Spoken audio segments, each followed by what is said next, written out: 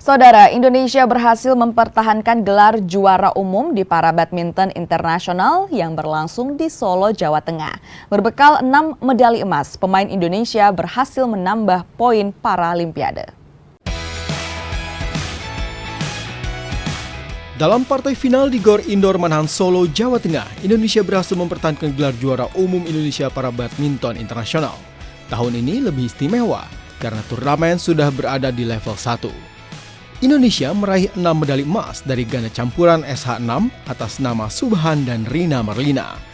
Ganda putra SH3 atas nama Dimas Triaji dan Subhan, ganda campuran SL3 SU5 atas nama Hikmat Ramdhani dan Leani Ratri Oktila, ganda putri SL3 SU5 atas nama Kalimatus Sadiah dan Leani Ratri Oktila, dan Konitah Ikhtiar Syakuroh di nomor tunggal putri SL3.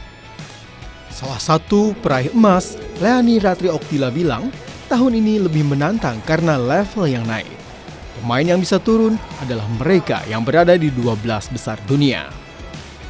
Ya bangga, senang bisa mempertahankan gelar ini sebelumnya juga sama 3 gelar. Cuma kan event ini berbeda dengan sebelumnya karena ini level 1. Dari awal pertandingan terasa persaingan sangat ketat di sini, apalagi saya sudah 2 kali absen event.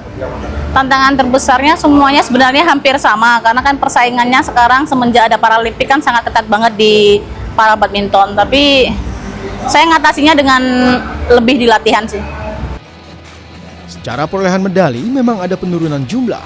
Tahun lalu Indonesia memperoleh 10 medali emas di saat turnamen masih berada di level 2. Widi Nugroho, Kompas TV, Solo, Jawa Tengah.